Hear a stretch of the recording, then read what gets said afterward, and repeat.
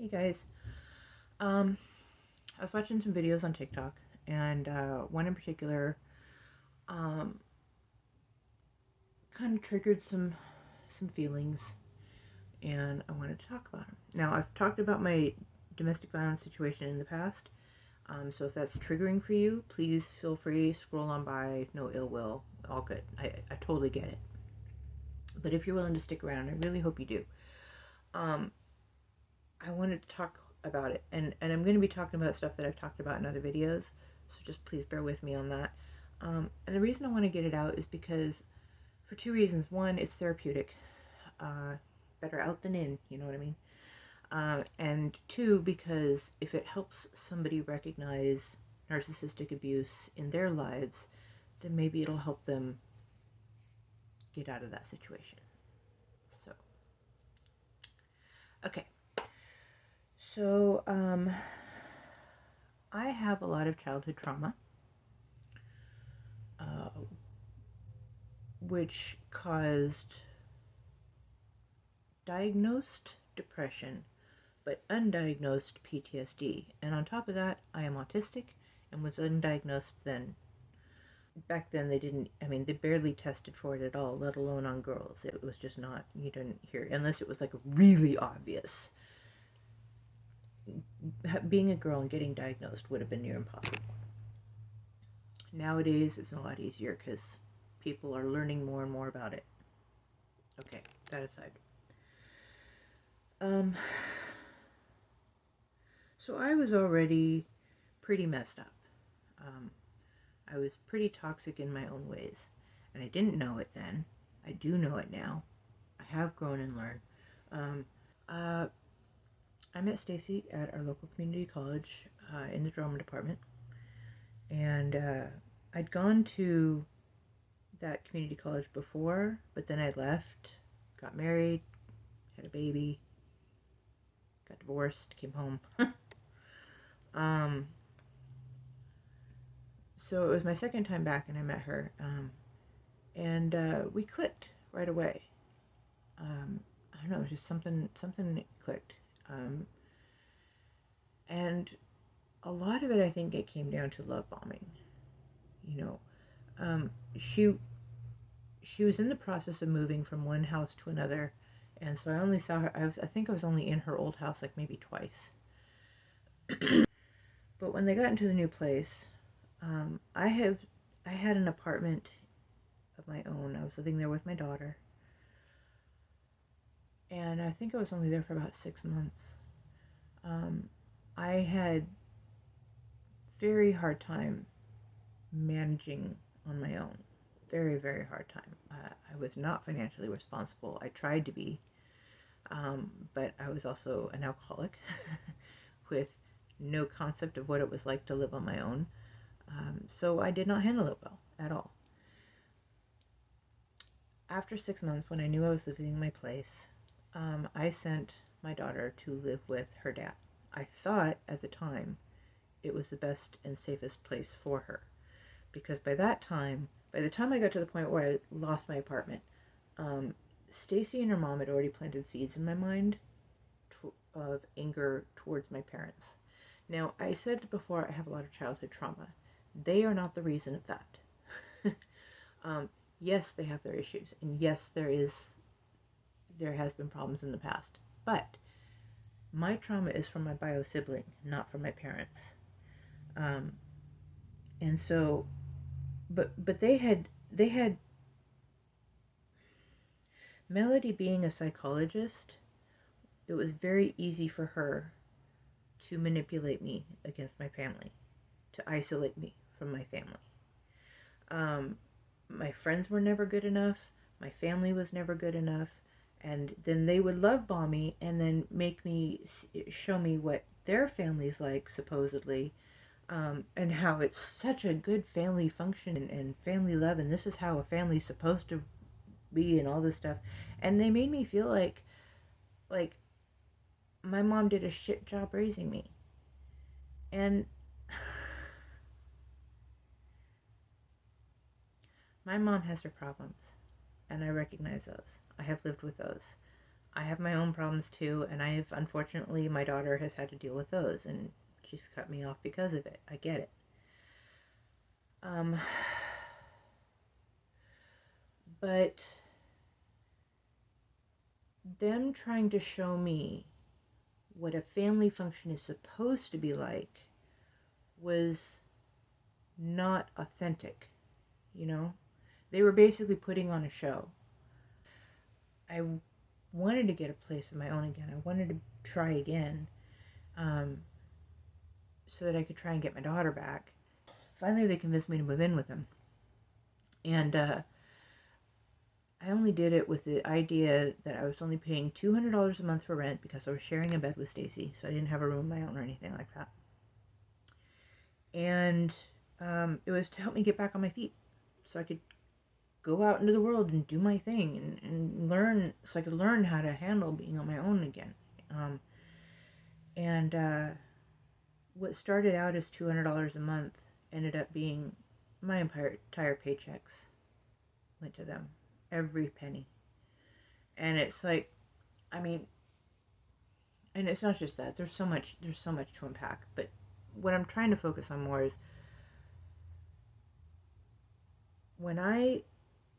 before I moved in with them, I lived in an apartment in Burien, and there was a dojo there, very small little place, a little hole in the wall. But Master Michael Carnes was the instructor, and if you know who he is, if you happen to know where he is, tell him one of his students thinks fondly of him and wishes that he's doing well. Anyway, so I started taking kickboxing. I wasn't really into it at first. The idea of watching kickboxing doesn't excite me. I really wasn't into it. But then I started doing it.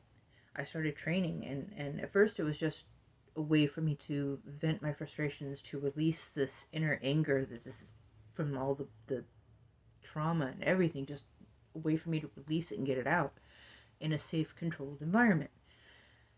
And I got so into it, I wanted to go and fight in the ring, which I gotta tell you, I probably never would have made it that far because it's not that I can't get the shots in. I was doing really well.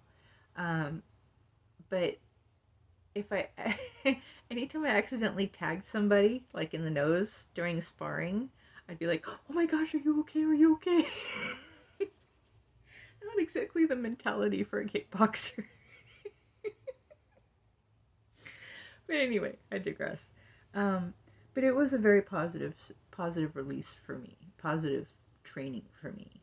And Melody, Stacy's mother, was so obsessed, and I don't know what happened behind closed doors. All I know is that she went in to talk to him, and then he came out, and suddenly he doesn't want to teach me anymore. And then she told me in the car that it was her fault that he stopped teaching me, but she wouldn't say why or how. All I know is that he wasn't going to teach me anymore. And it broke me. Because that was my one healthy outlet. That was the one thing I had that was allowing me to release. And while I was in training with him was also during the time when I moved in with Stacy and Melody. So it was kind of that transition, but I was there. Yes, my hair is clean. I'm sorry. It looks just really flat. Anyway. So I really hope this works. I'm going to be doing a lot of editing. Okay. So they destroyed the only healthy outlet I had. They helped isolate me by poisoning me against my parents. They pushed me away from a lot of my friends. I think the only friend that actually stuck with me through all of it was Yukiri, and she passed away, unfortunately, from a stroke. Once the kickboxing ended, I think I was looking for stuff to... I was looking for purpose. And I didn't have... Like, I went to BCTI, which if you know what that is, I'm so sorry. I think, sorry, it's hot and my hair is in my way. I went to DeVry University because I thought, if I could learn about programming and stuff like that. I loved computers. I loved electronics. I just wanted to learn more about them so I could do something with that with my life. Sorry, old hot flashes. So when I moved in with them, I did so under the idea that I was going to pay $200 a month for rent, and it was $200 a month for rent because I was sharing a bed with Stacy, so I didn't have my own room. Everything was communal. It started out fine. It started out, they were telling me I'm codependent. I need to learn about codependency, which, they weren't wrong. I'm not denying they were wrong. Denying they were right. It's just that, kettle, pot.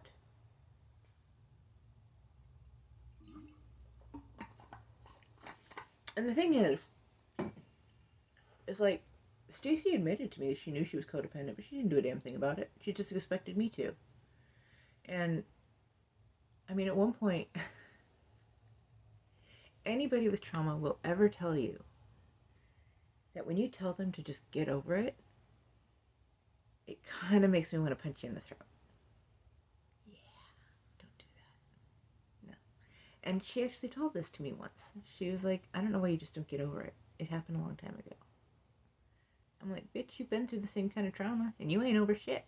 So, whatever. I don't know. Oh, God, bad feelings. Anyway, I'm gonna get this out.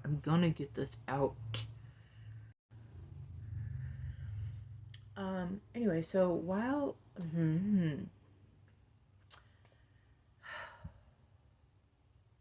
while I was living there, it started out several dogs, 2 horses, 10 cats. 10 cats.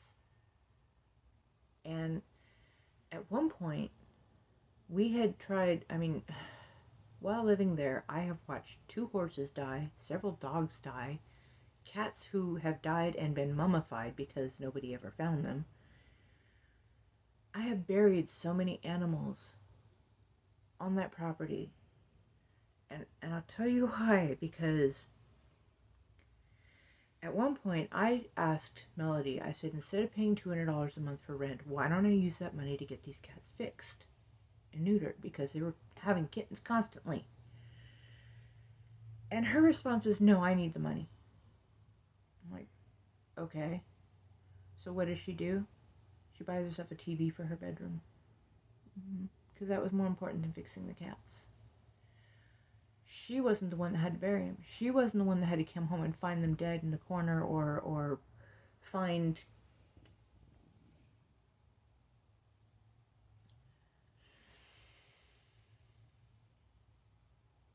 It was an absolute shit show, literally. There was shit everywhere.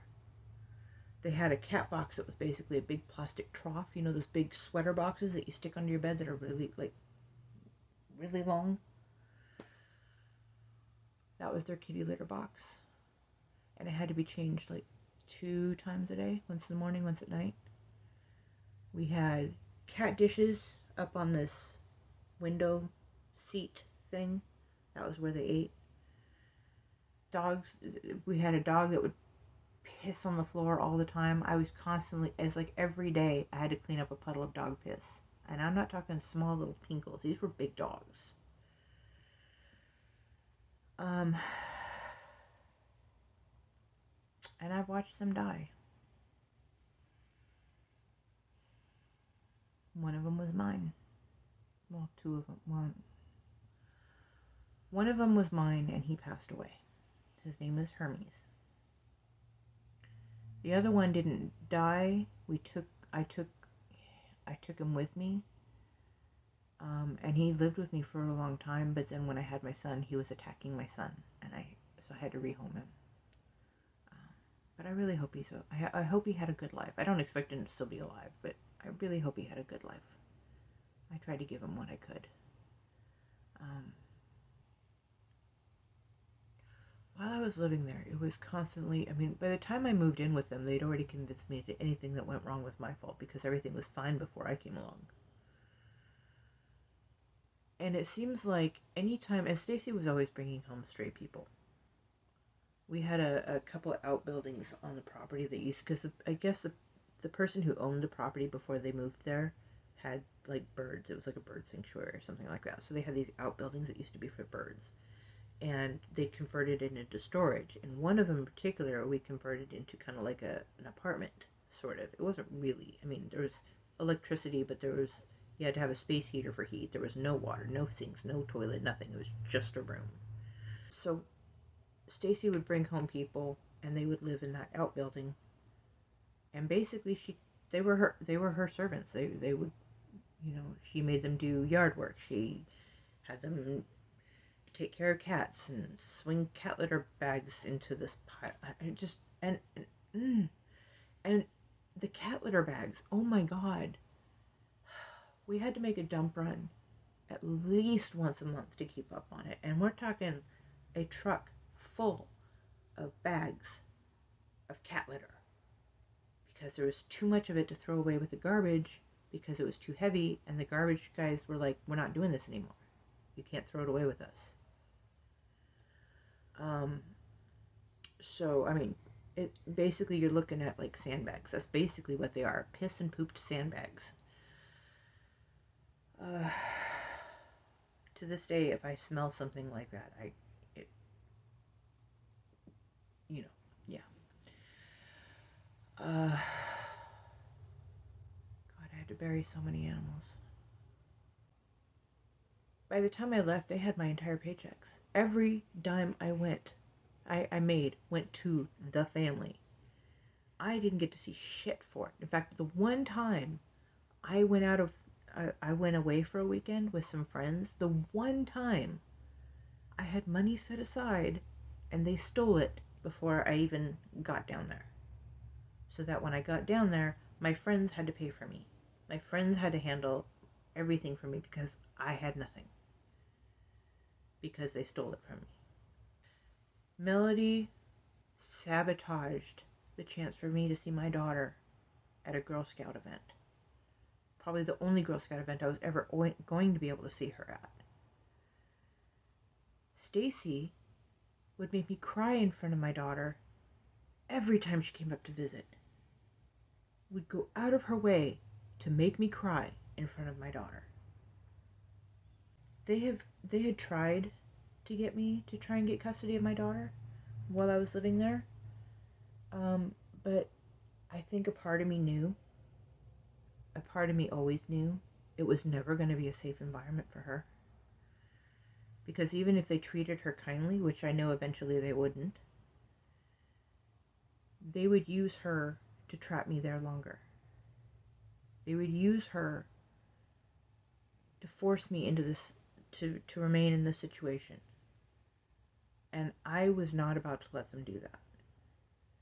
And so I conceded to letting my ex-husband have full custody of her. I conceded to a lot of the crap that I had to deal with. And I did try and get visits with her. I did try and get her up for visits because I wanted to be there for her. I wanted her to know who her mama was. I wanted her to know she was loved. But every time, it would get sabotaged. Every time. Not the visit, not her coming up for the visit itself. They would sabotage it so that I would burst into tears in front of my daughter. One of her birthdays, I wanted to get her toys. They were like, no, she needs spiritual items, like medicine bags and things, and a dream catcher. Mind you, these people are Caucasian. And they're all about the tribal magic. Back then, I didn't really do a whole lot about it, say a whole lot about it, because I didn't really understand. I knew it was a problem. I didn't understand why. It was just something in my brain. I was like, that's not right. But I couldn't figure it out. It wasn't until I got out of there, and many, many years later, I mean, believe me, I've said some monumentally stupid shit that was definitely racist, but I didn't know any better. Now I know better. But I mean, they wanted to give her all of these for her birthday. She was a little kid. And nothing I said would change their minds. They were like, no, she needs this. She needs this in her life. She needs this in her life. She's a fucking kid. She needs toys. But I happen to have a Barbie doll in my bedroom that was unopened that I had gotten from, I don't remember where I got it, but it was a little cowboy one, and it was cute, and so I gave it to her, and she was so fucking excited to get a fucking toy on her birthday, because every gift they'd given her, she was like, okay. I mean, she couldn't have been more than 7 years old. In fact, I think she was more like 6. Yeah. Yeah, so Stacy was all about she was like, I could never be a shaman, but I'm on the path of the shaman. And it was all about the tanning bed. So you can see where she's going with that. Fucking appropriation colonizer bullshit.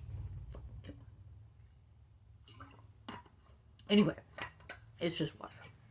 I don't drink alcohol. I haven't in a long time. Anyway. Oh, and that's another thing.